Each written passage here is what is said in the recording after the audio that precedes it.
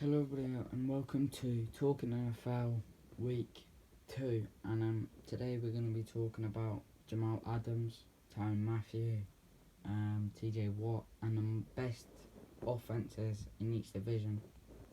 And that will be like our sort of our division thing that we've been sort of trying to carry on that theme. Last week we did most improved team in each division, and then this week we're doing offense, and next week the plan is to do defense, and then next week we should be a couple of days away from the NFL season, and I'll do my game week 1 predictions.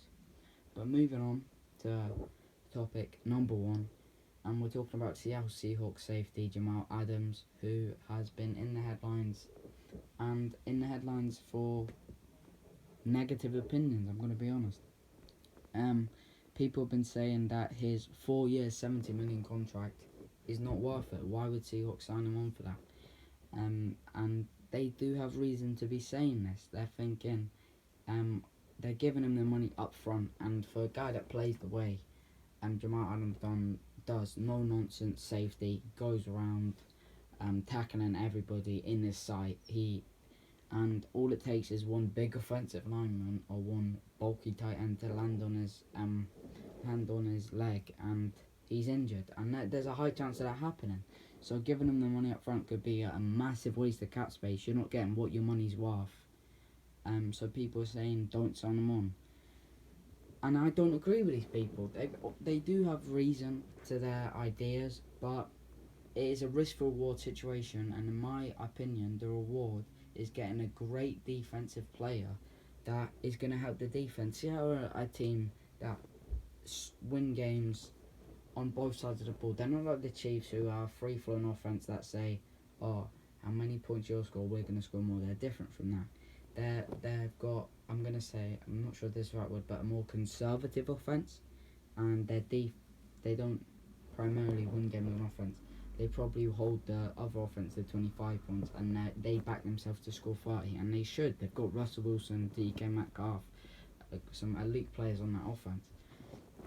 So having a player like Jamal Adams, who is going to keep the offenses tight in the bay, is crucial to the Seattle Seahawks, and I think the award is well worth the risk. Obviously, if he gets injured, then it's taking a bit of a loss, but for me it makes sense.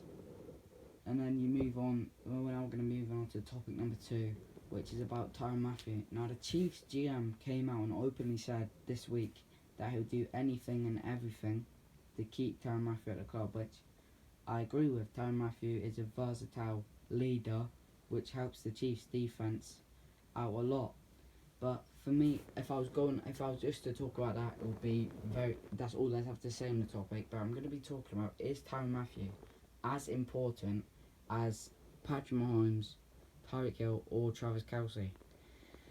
And straight away, I'm ruling out Patrick Mahomes from this conversation, just because if there's no Patrick Mahomes, there is no Super Bowl for the Chiefs. It's that simple. Patrick Mahomes is a fundamental part to the roster.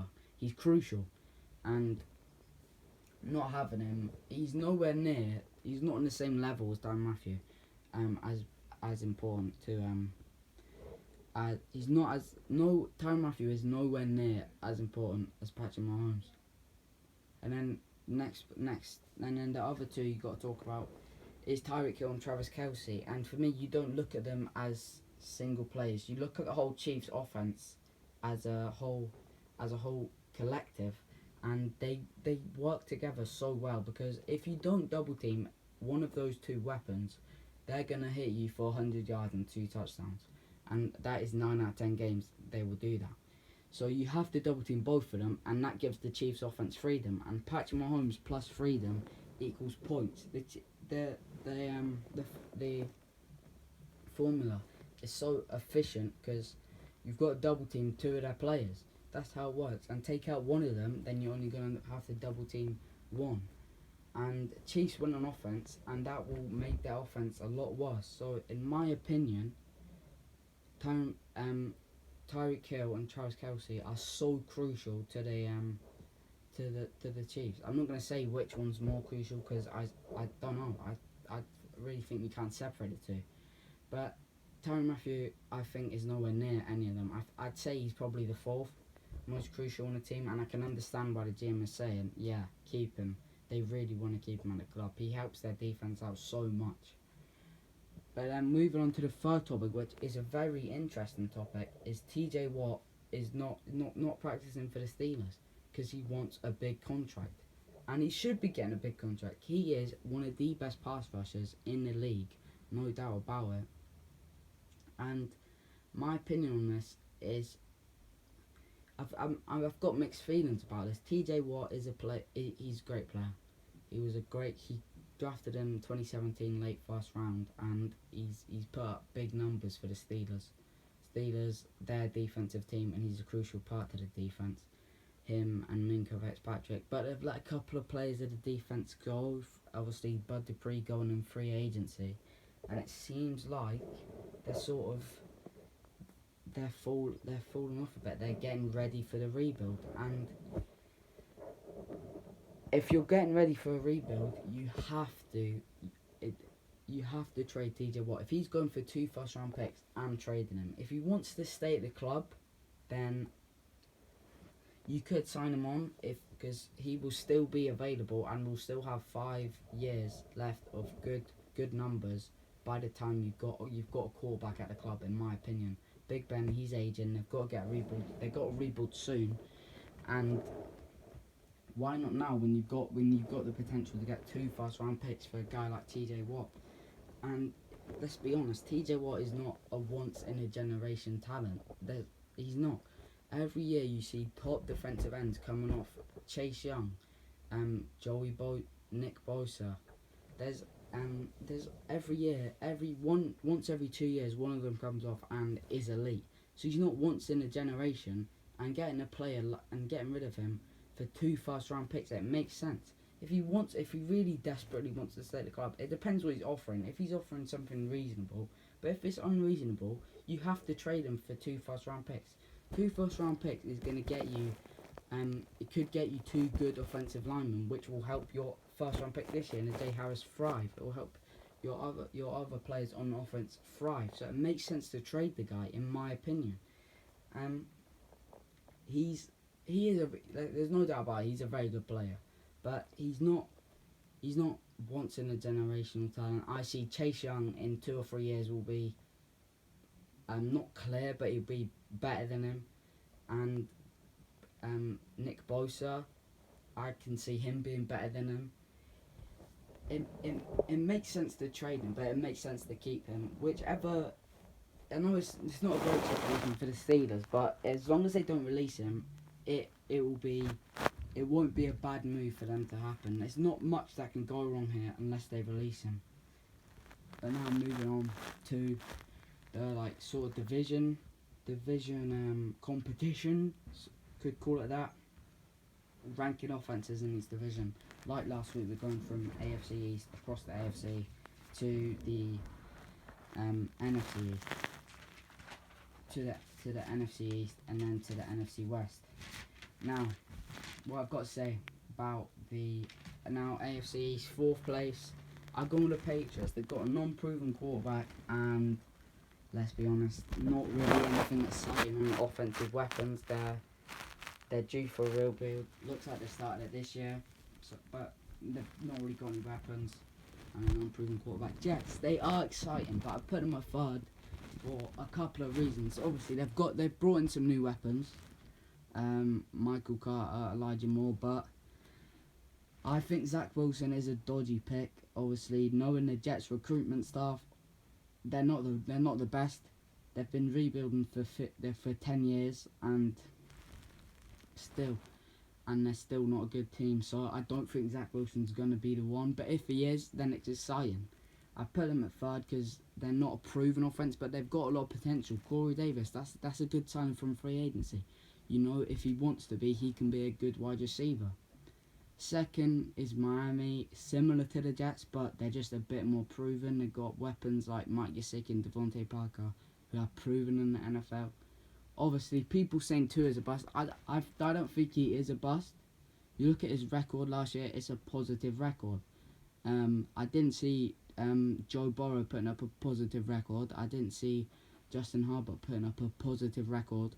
But I don't think Tua gets recognition that he deserves. I think, yeah, obviously, people call him a bottle job. I see why they're saying it, but I think he's got a lot to prove. So we'll see this year if he is a bottle job or not. But the Bills, they're the only team that could be number one. Good offensive line, but the two people that really put the Bills at number one spot, Josh Allen and Stephon Diggs. Stephon Diggs last year proved himself to be one of the best, if not the best, wide receiver in the league. And Josh Allen, he's a great quarterback. I'd put him top 5 in the league. He can offer you. He's great out of the pocket. He can run the ball. He's got a great arm, and he's a great. I wish he's a great quarterback. I wish he didn't go to the Bills, obviously, because I don't really like the Bills, but it is what it is. And then AFC South, I've gone 4th is Houston. They're the worst team in the league. They've got nothing exciting. Obviously, people saying Brandon Cooks is an exciting weapon. That is clutching on strings. And then looks like there's going to be no Deshaun Watson this year. And I've gone for a joint 3rd place with the Colts and the Jags. Both of them looks like they're going to have good running games. Jonathan Taylor, I really, really like. James Thompson, I really, really like. And Travis Etienne, he's a dual threat running back. He can catch the ball, can run the ball. And they've both got all right weapons. Obviously, DJ Chark, Laviska Shenault, they are capable wide receivers. And same can be said for the Indianapolis Colts. T.Y. Hilton, capable wide receiver. And then Michael Pittman, capable wide receiver. But the problem is the quarterbacks. Carson Wentz, he had one good season. He had 2 bad seasons. For me, the bad seasons outweigh the one good season. Even though they won a Super Bowl, he didn't lift the Vince Lombardi Trophy as the quarterback, did he? That was Nick Foles. If he won it, I would have been giving him way more recognition. But at the end of the day, he didn't. He got an injury. So I think he's got potential. We know if he plays like he did at the Eagles, Colts will be a very good team, but I don't think he will. Jags, if Trevor Lawrence perform, they'll be a good offense. And then Titans, they're number 1 for one reason, and that's Derrick Henry. I think he is the best running back in the league. There's no doubt in my mind. Obviously, people say Christian McCaffrey. I think Derrick's better. He's more valuable to your team. Derrick Henry is just he's unstoppable. When it gets to the last half of the season, there is no stopping Derrick Henry. And then you've got people like AJ Brown who make their offense better. I'd say he's a top 10 wide receiver in the league. He's proven himself to be one. And then, but no Corey Davis next to him this year. But he's got somebody better than Corey Davis and Julio Jones. Obviously, I'm not the biggest fan of the trade, but there's no doubt Julio Jones is still a presence in the offense. So that's what's put him at the top spot. And the AFC North, 4th, I've gone for the Steelers. Bad offensive line, aging quarterback. I did talk about this in the TJ Watt section. But they've got alright weapons. Juju Smith-Schuster, he's alright. He did have a good... If he plays like he did in his breakout season, then yeah, there's no doubt he's a good wide receiver. Deontay Johnson, he had some good moments last year. And Eric Ebron, it's alright. And then, but nothing too special. Obviously, Najee Harris, if Najee Harris performs like Le'Veon Bell, then there'll be a much, much, much better offense. But he's not. We don't know if he will. So that's why they're at 4th spot. Bengals, a very, very, very exciting offense.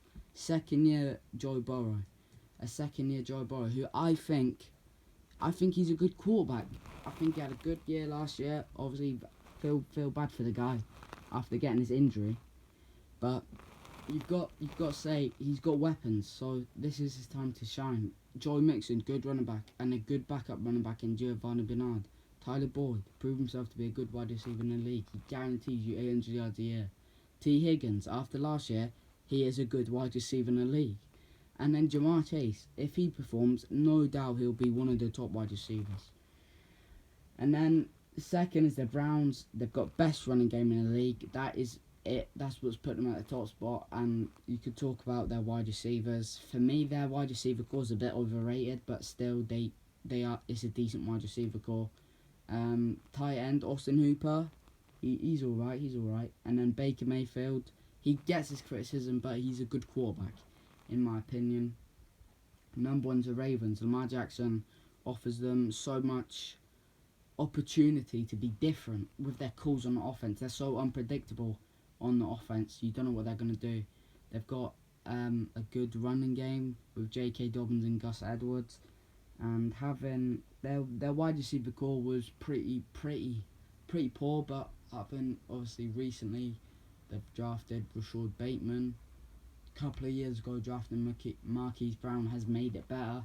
Having a good tight end in Mark Andrews, which looks like it is Lamar Jackson's go-to passing guy. I think they are a very, very good offense. And then we move on to the AFC West. And at number 4, we've got the Broncos. And the Broncos, for me, they're very, very average. Teddy Bridgewater, he's not that good. If he was really good, why would the Carolina Panthers let him go for Sam Darnold? And then the Chargers. And then, sorry. Next, we've got the Raiders. And for me, the Raiders, they've got very good parts of their offense. Their running back, Josh Jacobs and Kenny Drake, they've got good competition at running back. Kenny Drake can be a good running back. Josh Jacobs can be a good running back. And they've got good weapons as well. Darren Waller, one of the best tight ends in the league. Henry Ruggs, obviously a very exciting prospect. Nelson Aguilar, he's a solid wide receiver. But a very inconsistent quarterback in Derek Carr. Quarterback makes an offense. And I don't really rate him that much, I've got to be honest. And then number 2 is the Chargers, who their quarterback I do rate. And Justin Herbert had a great rookie year. And his go-to guy, being Keenan Allen, really showed that he is a top quality wide receiver.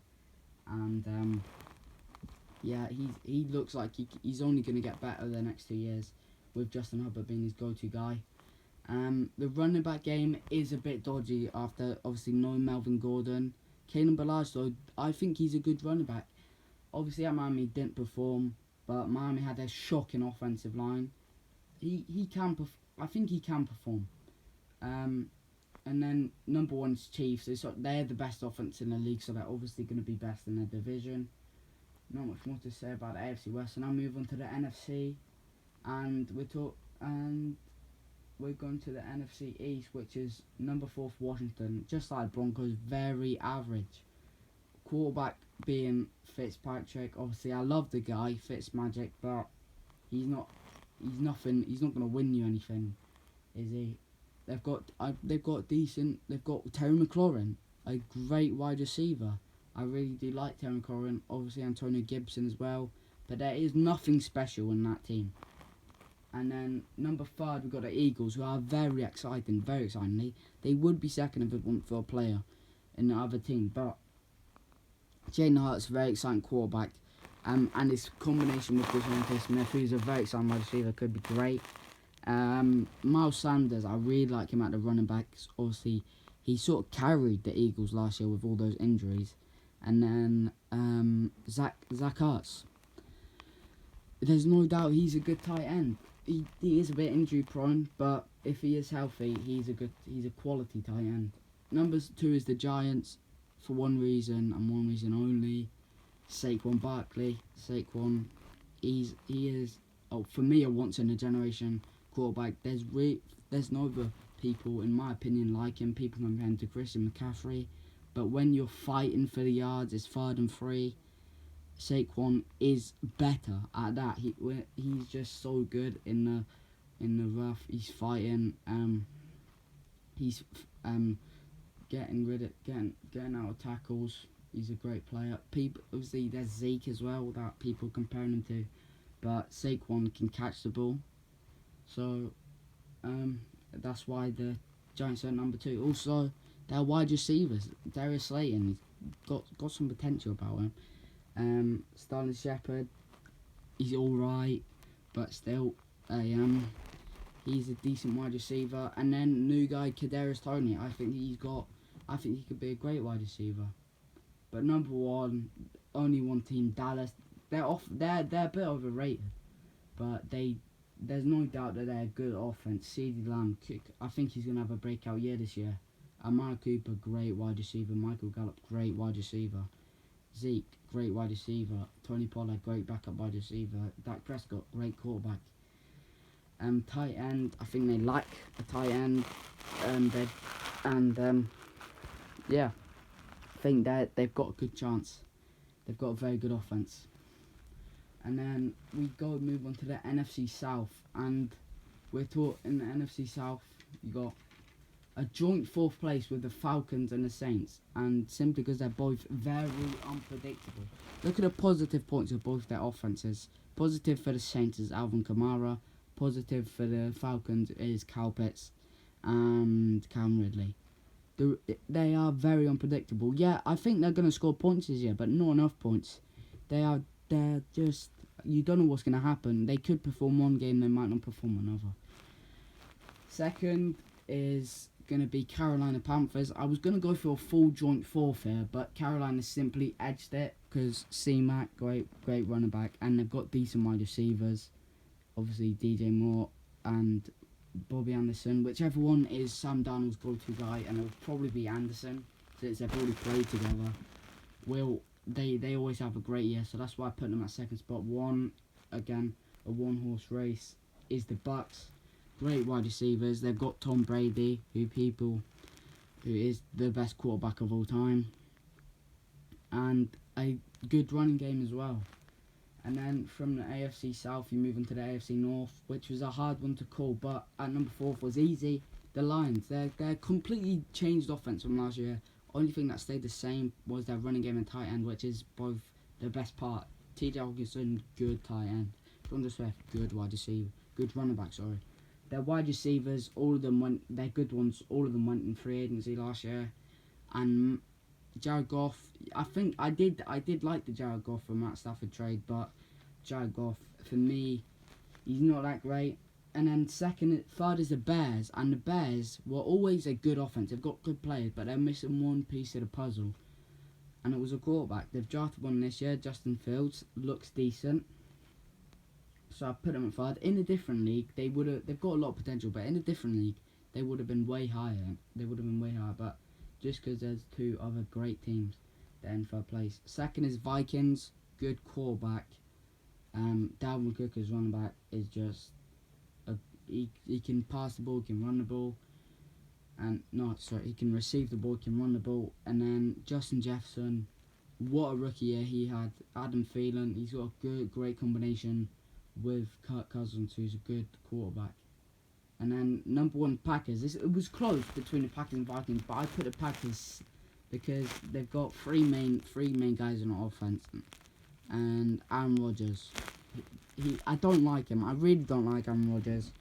I don't know what it is, but I really don't like him. But there's no doubt he is a great quarterback, and his combination with Devonta Adams is it's arguably the best in the league. Maybe you could say Patrick Mahomes and Travis Kelce, and obviously Josh Allen and Stephon Diggs as well, which I did talk about earlier. But those two together are very dangerous.